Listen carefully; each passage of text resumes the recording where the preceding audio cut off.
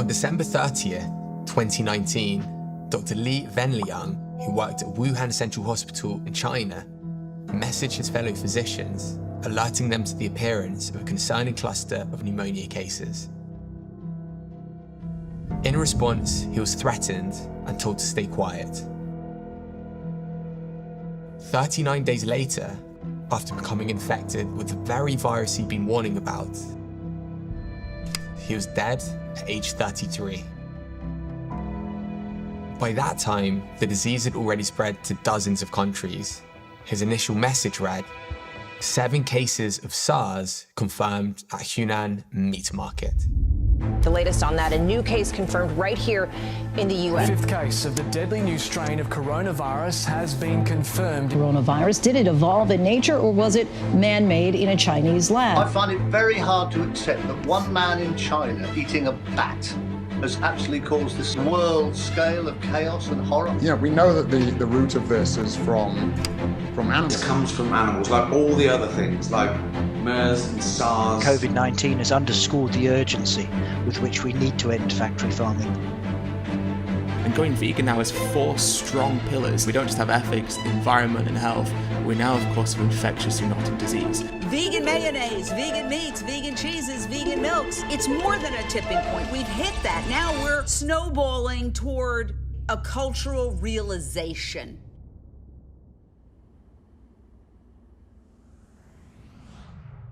Imagine a social media platform where every post helps people around the world live more sustainably, influence businesses, and give back to impactful causes without a dollar from your pocket. We're abillion. Our mission, to inspire 1 billion people to go vegan. Join us. Hi, I'm Klaus. For years, I've been making annual documentaries tracing the rise of the plant-based and vegan movement. But as we face the devastation that 2020 caused, the rise in consciousness this year has been unrivaled. The story starts in Australia in January. Please stand by. What's the location of your emergency? They're on the driveway, but there's fires broken out up closer to the house. Oh, okay, sure. Is it quite a long driveway, is it? Yes, very much so. And there's a car nearby. Yeah. And yes, so it's really close to the... You need to get your keys. Get the car. Get the car. Are you able to safely get out of the way? I'm not sure.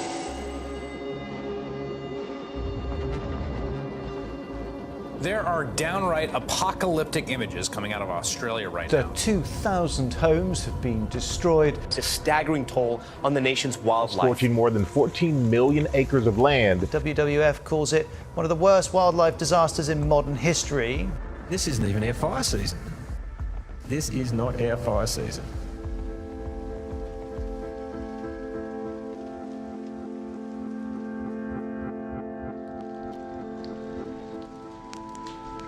We lost whole animal cultures.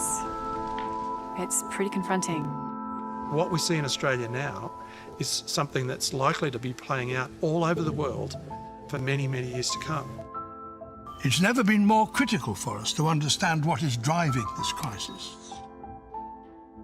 The Australian fires put the spotlight on the leading cause of climate change: animal agriculture, which accounts for 14.5% of greenhouse gas emissions, more than all forms of transportation combined. Is the question we really need to be asking, should we just stop eating meat? Is that actually the answer?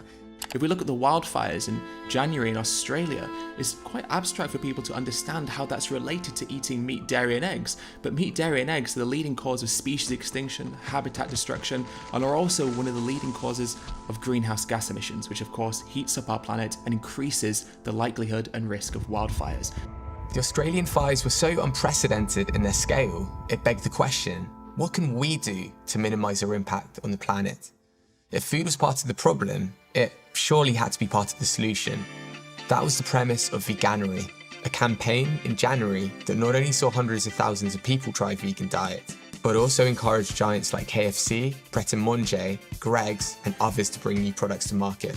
I came across this amazing page called We Are Veganuary, and I was like going through it, and literally so many restaurants and fast food chains have released like new vegan options for Veganuary. So I was like, let me go try them. Listen, I did a 30-day vegan challenge that not only did it change my health, but it changed my wealth. Veganism was breaking growth and sales records all over the world. Even in 2019, 23% of all UK food launches were labelled vegan, and in 2020, the plant-based trend continued to gain massive popularity as politicians were left disgruntled. The most Australian of all activities is to be at the football and be eating meat pie and a beer or a cake. Now, to have a vegan pie, I think we've got a problem here. The point is, animal products are beginning to lose popularity, with the meat industry all over the world facing issues. Even in China, swine flu resulted in the cull of 40% of the pigs in the country, leading to a shortage of pork.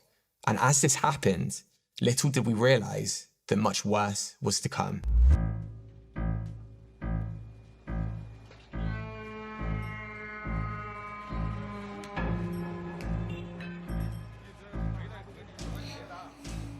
I think that we've become very disconnected from the natural world, and many of us, what we're guilty of is an egocentric worldview, the belief that we're the center of the universe. We go into the natural world and we plunder it for its resources. We feel entitled to artificially inseminate a cow, and when she gives birth, we steal her baby, even though her cries of anguish are unmistakable. And then we take her milk that's intended for a calf and we put it in our coffee and our cereal. And I think we fear the idea of personal change because we think that we have to sacrifice something to give something up. But human beings at our best are so inventive and creative and ingenious. And I think that when we use love and compassion as our guiding principles, we can create, develop and implement systems of change that are beneficial to all sentient beings and to the environment. The day after Joaquin Phoenix delivered his prophet-like speech, the World Health Organization announced that the disease caused by the novel coronavirus, first identified in China, will be named COVID-19. Unwelcome but expected, the coronavirus has hit the UK. Outbreak aboard a cruise ship in Japan is getting worse, with more than 130 cases. The Philippines has reported the first death from the new coronavirus outside of China. At least 6 people have died in an outbreak of the new coronavirus, which has now reached the United States. I must level with the British public.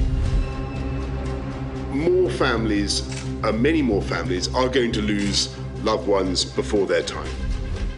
By the end of February, COVID-19 had cast its tentacles across the globe, with nearly 90,000 cases confirmed.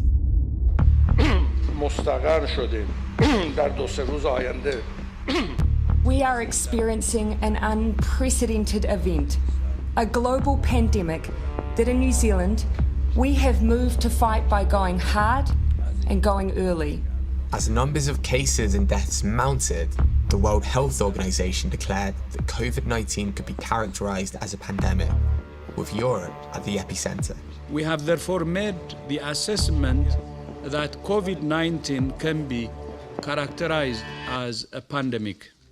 Societies around the world went into lockdown on an unprecedented scale, and with ensuing panic and economic turmoil, the blame game began. The Wuhan or the Chinese coronavirus. Xenophobia is also on the rise. A foreign virus. Discrimination of people based on race. It's going to come across to a lot of Americans as smacking of xenophobia. They're looking for someone to blame. Many refuse to believe that such a highly infectious virus could have emerged from a wet market in China. I find it very hard to accept that one man in China eating a bat has actually caused this sort of world scale of chaos and horror. I find it very hard to believe, to be honest. And while the precise source of the novel coronavirus remained unclear, there was growing evidence that it had animal origins, being similar to coronaviruses typically found in bats. COVID-19 was believed to have started in bats, and we know that because the genetic sequence of the virus that infects people has been analysed. It's thought that it jumped from bats to what's called an intermediary species, and we think that's the pangolin.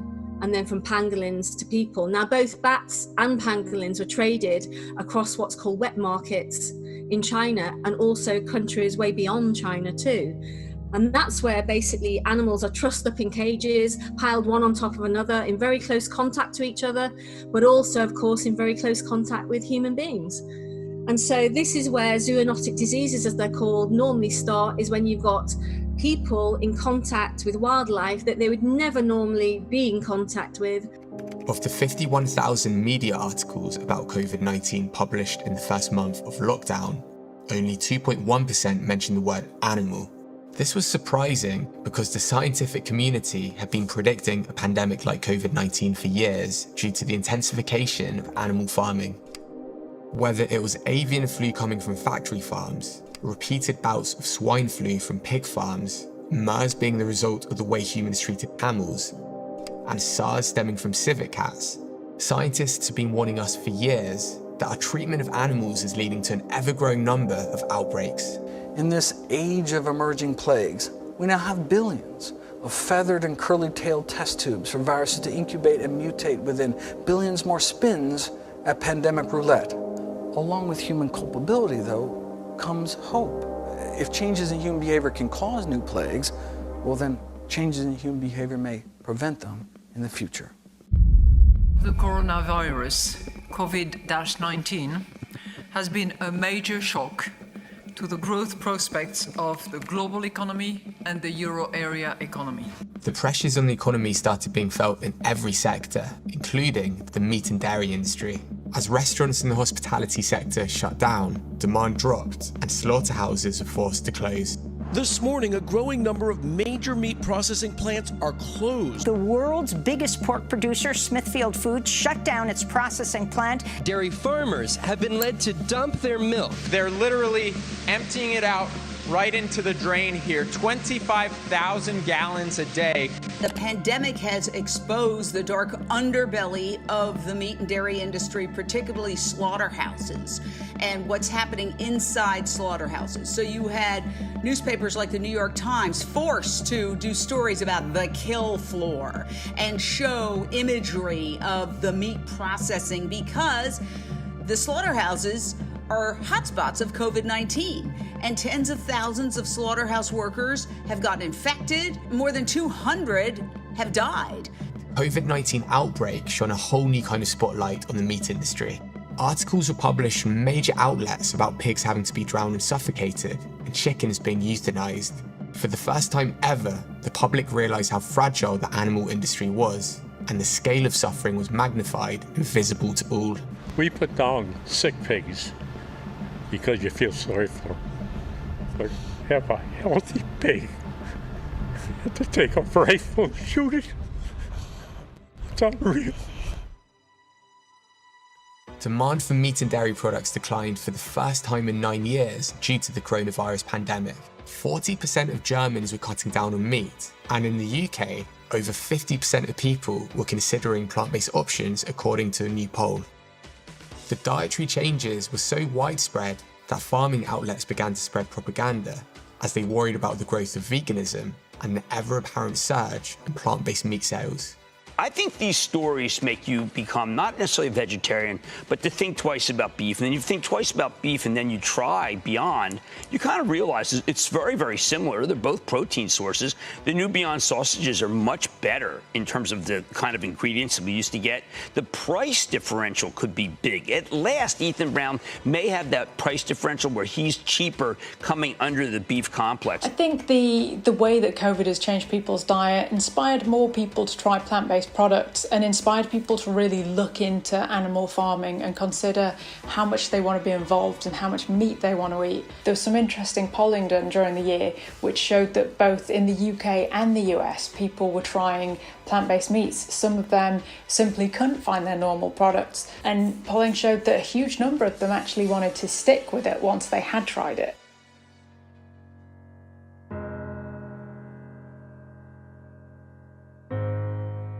We've seen the benefits of what's happened in the last month or two with the birds and the air and the cars, being gone. Like, we see what's happening, how much Just that little difference of everything being quiet has made the Earth, Mama Earth is saying thank you, right? We feel that. The global response to the pandemic showed that people were able to change their behaviour. For example, there was a 6% drop in greenhouse gas emissions according to the UN, a decline of 90,000 barrels of oil per day according to the International Energy Agency, and a dramatic decrease in nitrogen dioxide according to NASA. As Robert Kunzig put it, this does show us what's possible. I just hope it motivates us to start adopting some of the more sustainable solutions. Imagine if we can shut down for this. What if we shut down just for a second and think about how to restructure everything? If everyone just uses plants as their medicine, as their food, their bodies will heal, the earth will heal, and we will no longer have these pandemics to worry about. We will no longer have a future to worry about. There were some polls that were looking at people's consumption of plant-based products. They said that in the UK, 20% of UK citizens were reducing their meat consumption, 15% were reducing their dairy and or egg consumption. In the US, you saw increasing sales of plant-based foods. And so I think what we've seen throughout 2020 is that people do take an acknowledgement of what's happening and will incrementally put changes into their life accordingly as well. I think awareness has grown around the plant-based lifestyle exponentially, and we're going to see huge and rapid growth because the science and the data is there. Plant-based diet is better for the environment, it's better for human health. From an ethical perspective, it's profound. It's the only thing that seems to transcend all of these huge global issues that we face. I want to measure my life by its impact on other species. And if I can make the ethical decision to not kill another creature to live, then I'll make that decision every single time. As more and more people spoke out about plant-based diets, this is fueled by increased awareness around the animal agriculture industry, with factory farming being pinpointed as the single most risky behaviour for pandemics. It's not a coincidence that we talk about avian influenza and swine influenza.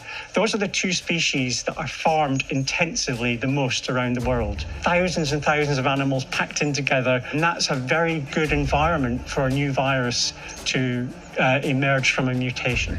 You know, if you look right here at home, we are doing the same kind of practices that could cause global health disasters. Most of the viruses that are on the CDC's watch list of viruses of special concern, most of them evolved on poultry farms. Are these practices and are these rituals and these habits that we have as a species, are they really worth it? You know, is it really worth risking our entire future and our children's future because of a steak or a chicken breast? And we're seeing this question being raised in the mainstream press in a way we haven't before. It soon became even worse for the meat industry, which became recognised as a global health liability, and in the US was set to lose $20 billion due to COVID-19, according to a report by the Midwest Center. And as demand for animal products continued to plummet, the meat industry had to call on the US government's might for financial assistance. The administration declared slaughterhouses essential industries and slaughterhouse workers essential workers, when indeed it's the opposite.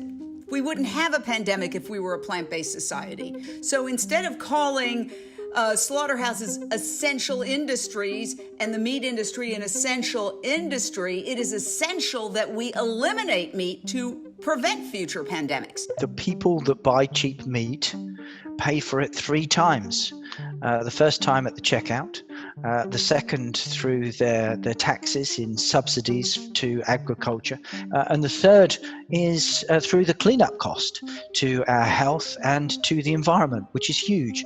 But I think with COVID-19, that link between the well-being of society and the way that we treat animals is now coming home to many more people. We've got to remember that protecting people means protecting animals too.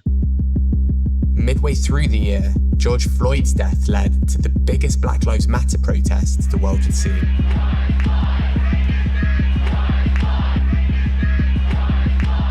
Do what you say. This country is supposed to be about the land of the free for all. It has not been free for Black people, and we are tired. What's his name? George Floyd! What's his name? George Floyd! What's his name? George Floyd!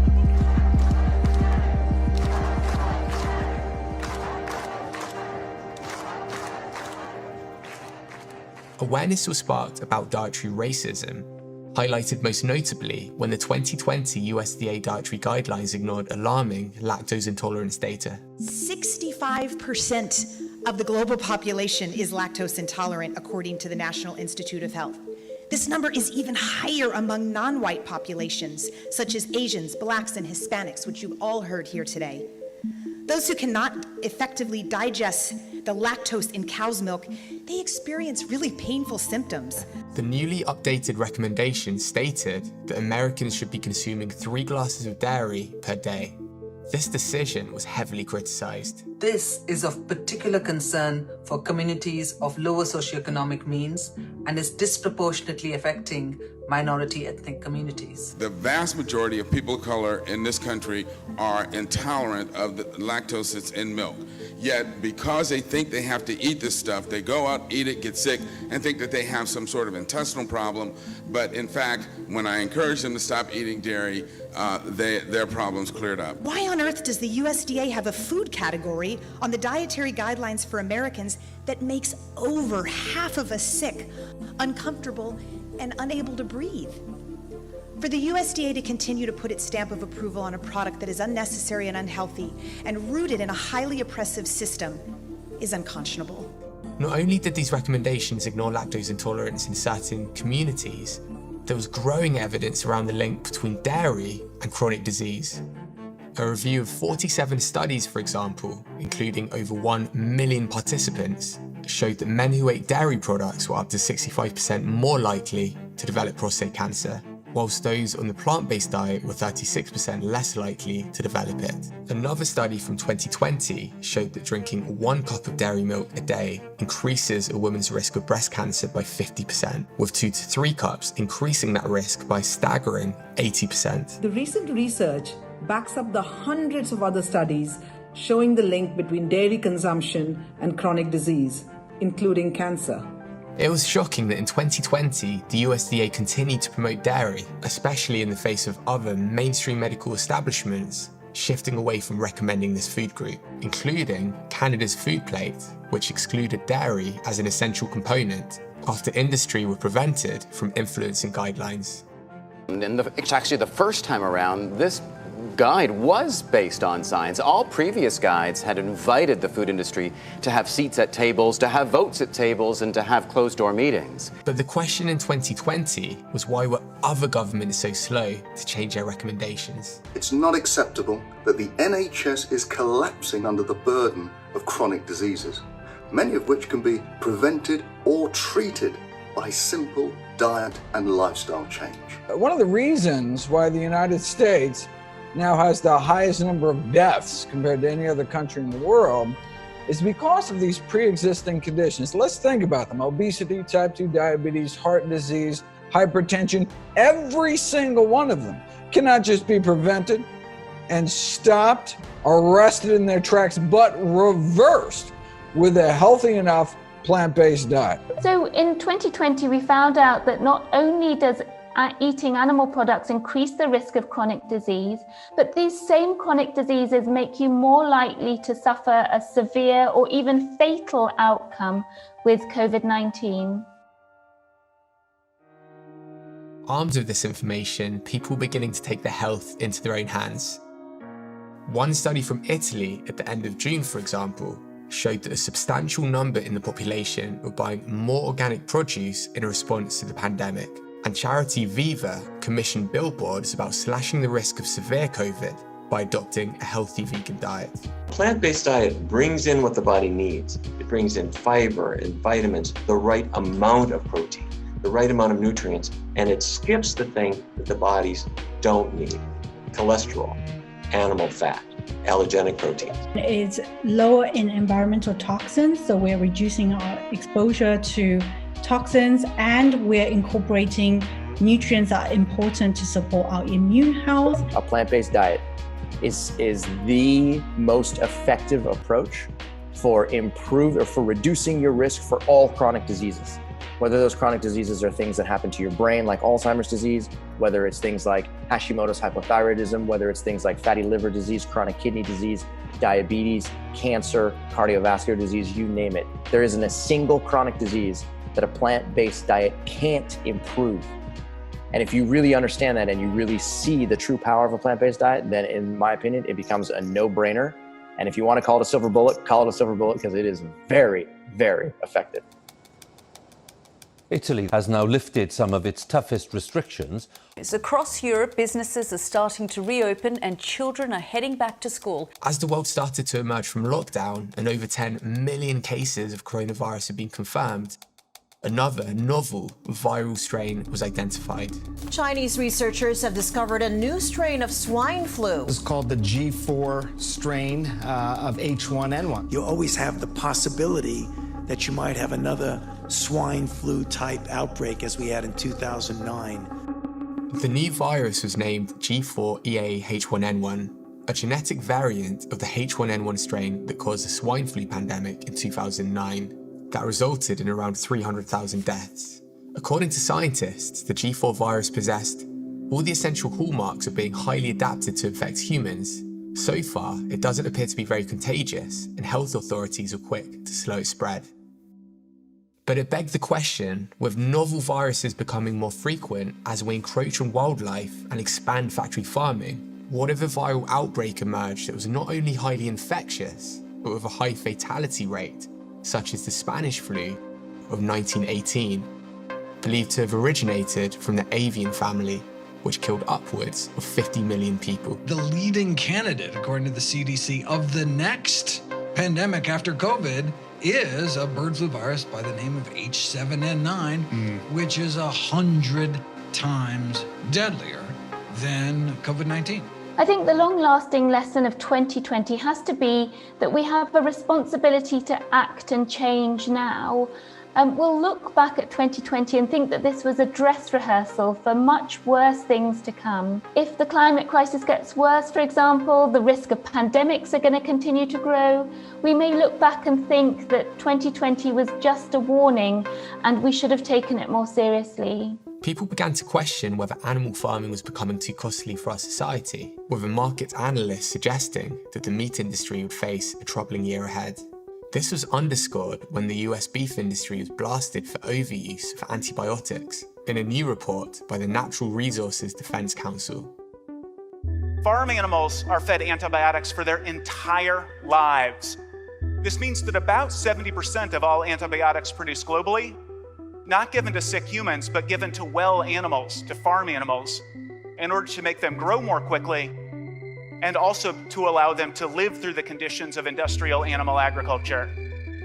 What this means is that bacteria are figuring out how to get around the antibiotics. They're becoming superbugs, and when you get sick, the antibiotics don't work.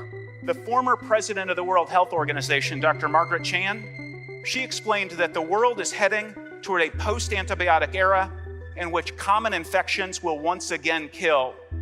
This will be the end of modern medicine as we know it. We're on the cusp of returning to a pre-antibiotic era where strep throat was a death sentence. Let me put it as basically as I can. If we keep producing food the way we do, you're going to get sick with something medicine cannot fix. 2020 represented the year that humans socially distanced to minimize the spread of disease, yet animal agriculture continued to systematically enforce the opposite, with 95% of UK meat produce coming from factory farms, 99% in the US. And in China, the latest case of bubonic plague in July was a reminder that diseases of the past are still a threat. From COVID-19 to a new type of swine flu, and now the bubonic plague, one of the deadliest diseases in human history, has been reported in China. Some have pointed out that many outbreaks reported in 2020 started in Asia, which has become notorious for its animal cruelty and lack of animal welfare laws. And there was some truth to this. As wealth has increased, demand for meat, particularly chicken and pork, has increased exponentially in Asia.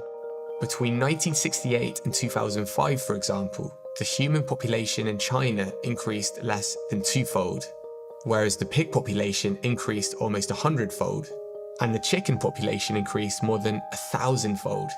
While sobering, the sheer scale of consumption created opportunity, particularly for plant-based entrepreneurs looking to overhaul the system. One of these, David Young, revealed his plans to disrupt the pork business. by launching plant-based pork alternative OmniPork, which by midway through the year was starting to take hold in the region. As 2020's pandemic disruptions sped up this shift towards plants, with people starting to pivot away from traditional protein sources over food safety fears, OmniPork's David Young struck again, with new products including vegan spam and pork shoulder. And he wasn't alone, because food tech entrepreneur Josh Ketrick revealed that Chinese state-backed food companies were contacting him about protein alternatives. So for the good of the world, and to the great economic benefit of the governments that seize this innovation opportunity, the time for governments to invest in remaking meat, that time is now. We've reached a point where there's so many livestock on the Earth's surface that we're running into challenges with keeping that system working, and that supply chain is now, as many in the industry themselves have said, is under enormous pressure. So I think we are reaching a tipping point. Beyond Meat itself was open about Asia being a key target, and the whole region became a battleground for plant-based meat makers such as Impossible Foods, who've been expanding their distribution around the world. With 3D printed steaks launching and plant-based Wagyu beef even coming to the attention of MasterChef Hidekatu Toju, it was clear that meat alternatives were starting to mimic the taste and texture of the real thing. Even the biggest meat producers, the biggest killers of animals on this planet, JBS, a Brazilian meat company, has a vegan product line. In addition to JBS, other huge meat companies like Tyson, Smithfield, Purdue and Hormel had all also rolled out meat alternatives.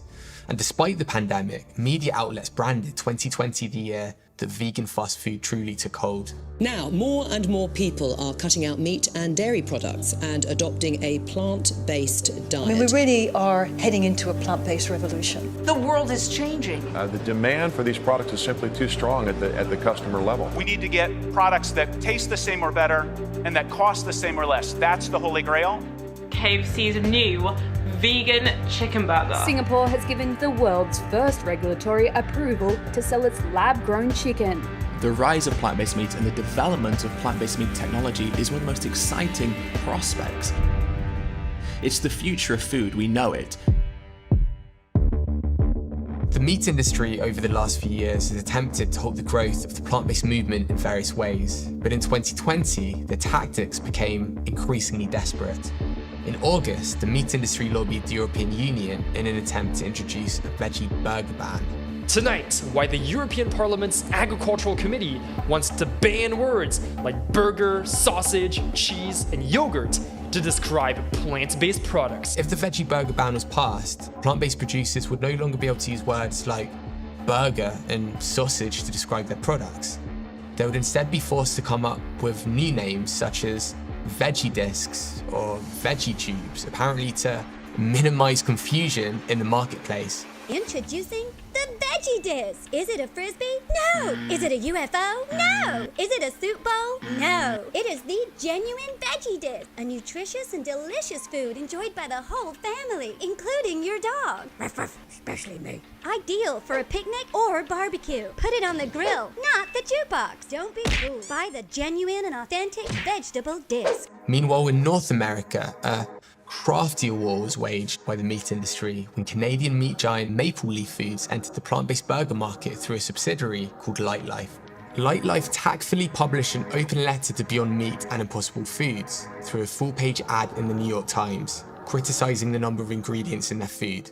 In a scathing rebuttal, Impossible Foods hit back, calling out Lightlife, and by extension meat giant Maple Leaf Foods, for running a disingenuous, desperate disinformation campaign. At the same time, the results from a study conducted by Stanford University showed that switching from animal protein to Beyond Meat actually had significant health benefits, including lower cholesterol and improved cardiovascular health risk factors. How did I introduce plant-based meat to my family, plant-based products to my family?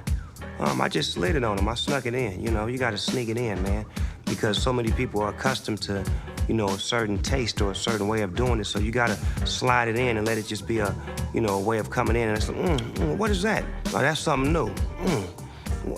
How new? It's Beyond Meat. It's actually plant-based. Oh, I didn't know I liked plant-based. I know. Keep eating it. By the end of the summer, smash hit documentary The Game Changers started screening on Chinese video giant Youku.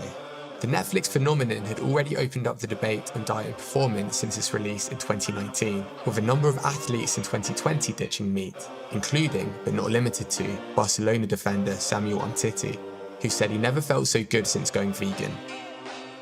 You know, it's more than a performance reason for me. It's a lifestyle, really. It's an approach. It's something that I'm really proud of, and hopefully that community grows even more. It's changed my life, man. It's been one of the things I can honestly say that's just lately that has, you know, changed me from a mental standpoint, physical standpoint, and even a spiritual standpoint. But it wasn't just athletes who were curious.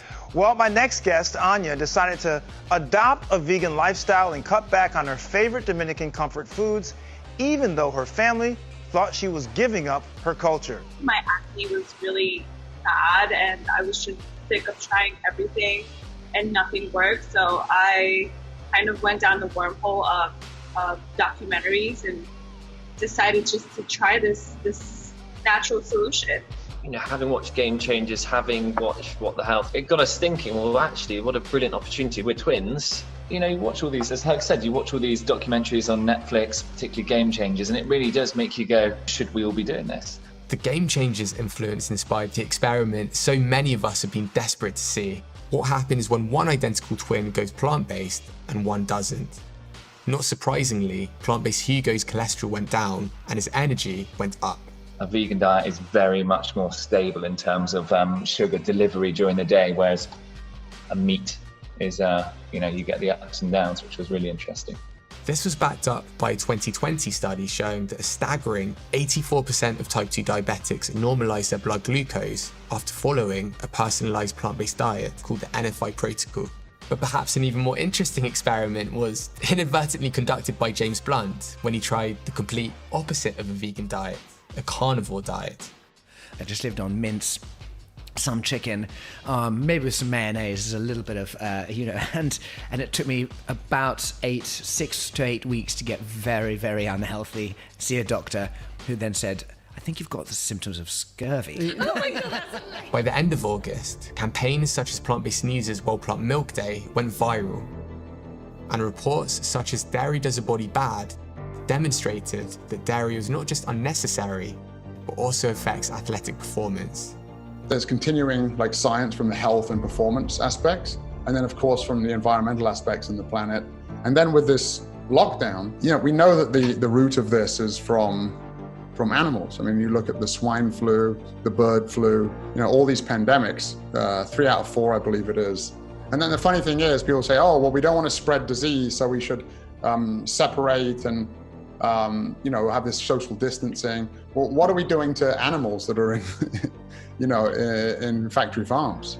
What conditions are they in? So it's no wonder that disease is spreading, amongst those animals, and then it transfers over to humans. So it's another reason for public health that we should be switching to more plants. People keep asking, will life ever return to normal? Yeah, of course it will. I mean, it'll happen again. This will happen again. I mean, the wet markets are already opening in China and other parts of it. They're already getting back to it. This comes from animals, like all the other things, like MERS and SARS, comes from fucking eating things you shouldn't. And people still aren't taking it seriously. If everybody ate less meat, or preferably no meat, it wouldn't only reduce cruelty, but it would also have a huge impact, positive impact on the environment. September 2020 was recorded as the warmest month on record worldwide, and Arctic sea ice plummeted to its second lowest levels on record, scientists confirmed. Even though more and more people becoming aware of the plant-based lifestyle, fires raged on like never before in California.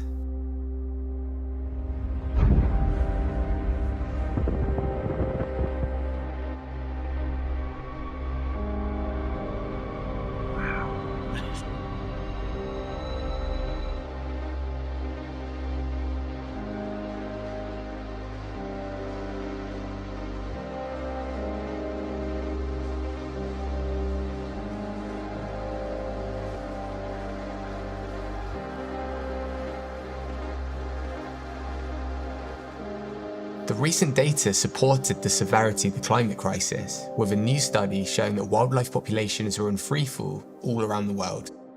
The research was one of the most comprehensive assessments of global biodiversity available, and showed that on average, global populations of mammals, birds, fish, amphibians, and reptiles plunged by 68% over the last 50 years. Over the course of my life, I've encountered some of the world's most remarkable species of animals. Only now do I realise just how lucky I've been. Many of these wonders seem set to disappear forever. We're facing a crisis, and one that has consequences for us all. It threatens our ability to feed ourselves, to control our climate. It even puts us at greater risk of pandemic diseases such as COVID-19. It's never been more important for us to understand the effects of biodiversity loss, of how it is that we ourselves are responsible for it. Only if we do that will we have any hope of averting disaster.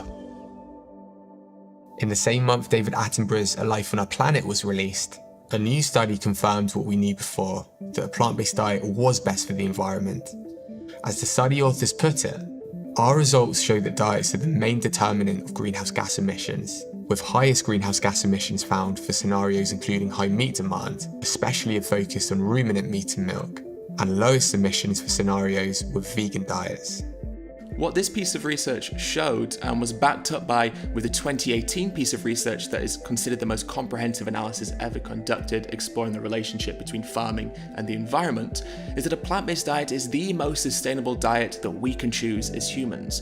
And what's interesting about this study and also the 2018 piece of research as well is they looked at grass-fed and free-range ruminant farming and concluded that even those styles of farming, the ones that we often see as being more sustainable, were also catastrophic when it came to the impact they have on our environment. And overall, with all the food choices that we have, a plant-based diet is by far the most sustainable diet. A new report in October found that interest in eco-friendly products was up, with the vegan footwear market expected to surpass $24.8 billion by the end of 2020. This followed in the footsteps of other milestones in the fashion industry, including most notably by Adidas, who launched 3 of its iconic styles using animal-free materials under its Our Icons Go Vegan line. In recent years, we have seen some changes on both the high street and within high-end designers when it comes to the kind of materials that people are using. I'd say one of the major victories this year was when a number of high street and high-end fashion giants started ditching alpaca, and this appeared to be completely as a result of an investigation released by vegan charity PETA, which showed horrific animal suffering within the alpaca industry. So we've seen people like Valentino banning alpaca, as well as people like the H&M group. There are other exotic skins which we've seen designers ditch, so kangaroo leather. We've seen Mulberry, very classic British high-end brand, saying it will get rid of all exotic skins. And of course, over recent years, we've seen more and more of these alternatives, for example, leather made from coffee grain or mushrooms or pineapple, and these are all becoming more accessible. By the end of October, the European Union rejected the veggie burger ban that the meat industry had previously lobbied for. Meanwhile, plant-based meat in the US was experiencing huge growth, up as high as 454% versus the same week in 2019, while in the UK, Oxford University removed meat in a bid to combat climate change. And in Israel, a pro-vegan TV ad went viral, reaching 35% of the nation after being broadcast during one of the country's most popular TV shows. יש לך בשר טלה טרי טרי? אבל שיהיה טרי טרי. טלה טרי טרי! טרי טרי בדרך. יואו, נהייתי רעב. טרי טרי!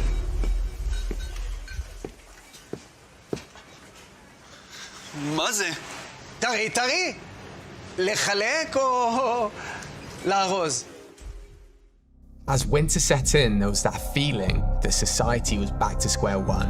Cases are rising fast. 96,000 people a day in England are being infected. Across the continent, people are facing tougher restrictions in an effort to fight COVID-19. Germany is back in a partial coronavirus lockdown. Tell me the law that I have broken. by being here today. Tell me what law I have broken. You cannot tell me any law that I've broken. Speak to me. This morning, we may be one step closer to a vaccine. Drug maker Pfizer announcing its vaccine is showing to be 90% effective in trials. Closest comparison is the MMR vaccine, which took 4 years to develop, not under a year like what scientists are aiming for now. And even as uplifting news started to circulate about a potential vaccine breakthrough, there were concerning developments about the fur industry. Mink, often farmed in Europe for their fur, turned out to be highly susceptible to human infections, sparking fears that a mutation of COVID-19 could emerge from a mink farm that would undermine the COVID vaccine. Denmark has announced it will eliminate the country's entire population of farmed minks after mutated coronavirus strains were reported among the animals. More than 15 million will be culled. In some cases, the mutated virus also infected people. Medical experts fear that could jeopardize the effectiveness of future COVID vaccines. The mink cull is a stark reminder of the challenging road ahead. Even if the potential vaccine is successful, it may not be foolproof against future mutations. Unless we address the root cause, society would again be defenseless. We have some breaking news for you this morning because in the last few minutes we've heard that the first coronavirus vaccine has been approved for use in the UK. 2020 has been such a terrible year, hasn't it? And help is on its way. The lasting lesson from 2020 has got to be how fragile existence is, how fragile this world is, how fragile life as we know it is. We are now seeing with wildfires, with drought, with a pandemic, that we are now getting the gift of desperation. One crisis is colliding with another. It's hard to follow safer at home orders when you don't have a home. And as for all those living on the streets, survival is now more difficult than ever. 2020 has been a challenging year for so many of us. But it's because of this that ethics, health and sustainability have been pushed to the forefront of human consciousness. This declaration is an acknowledgement of the next generation, an acknowledgement of the burden that they will carry if we do not get this right and if we do not take action now. People are starting to join the dots between animal agriculture and the floods we see in the UK, Florida and Bangladesh, and the raging bushfires in Australia and the more recent fires in California. So I think we've kind of moved beyond the old way of advocacy and we've started to look at the global implications of how the way we are exploiting animals could really be the end of humanity itself. If we continue to farm animals the way we're doing, if we continue with the wet markets, if we continue with active farming, we are going to destroy this world and destroy ourselves. At what point do we say enough is enough? Because each month we see these viruses one step away from disaster.